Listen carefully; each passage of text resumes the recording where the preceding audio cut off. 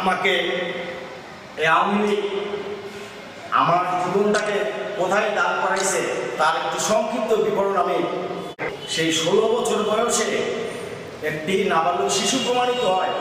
16 বছর বয়সে আমাকে অস্ত্র, বোম, চাঁদাবাজি, এমনকি রাষ্ট্রদ্রোহী মামলা, জননিরাপত্তা নামক একটি মামলা আমাকে দেওয়া হয়েছিল।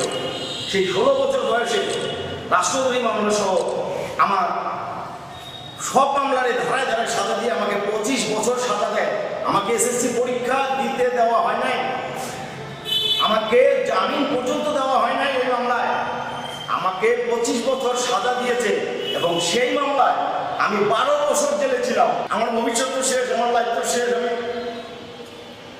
আমার দুটো সন্তানের ভবিষ্যৎ আছে, লাইফ আছে। এরা আজকে বড় অসহায়।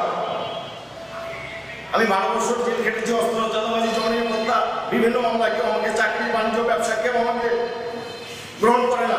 বাচ্চা দুটার মুখ দেখে হলো আমাকে পুনর্বাসন করা হোক, আমাকে পুনর্বাসন করা হোক, আমার লাইফের ক্ষতিপূরণ দেওয়া হোক, আমার লাইফের ক্ষতিপূরণ দেওয়া হোক। আমার বাচ্চা দুটার মুখের বসে থেকে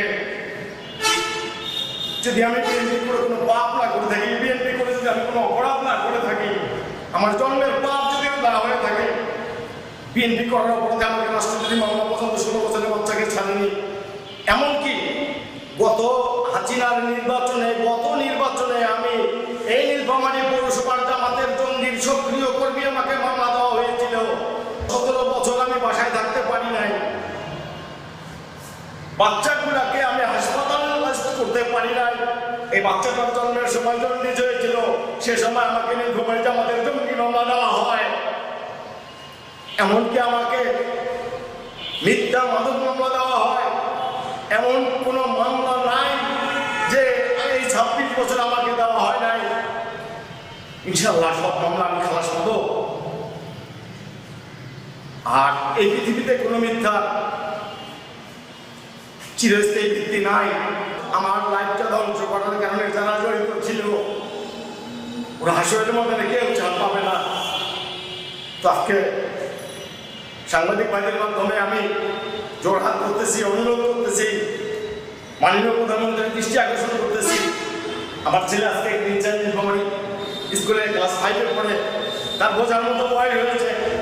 সে রাস্তা দিয়ে স্কুলে যায়, পাড়া প্রতিবেশী কারোর সঙ্গে কোনো রকম ঝগড়াঝাটি, কথা কাটাকাটি হতেই পারে বাচ্চার সঙ্গে বাচ্চা। এই তুলনাটা পর্যন্ত বাচ্চাকে যে 12 বছর আসামি, জেলখানা আসামির ছেলে যাচ্ছে, আমার ছেলে স্কুলে যেতে পারে না। আমি এই মামলায় 12 বছর জেলখানার আসামি না, আমি 25 বছর সাজাপ্রাপ্ত আসামি না। আমার প্রতি অন্যায় করা হয়েছে, জুলুম করা হয়েছে, অবিচার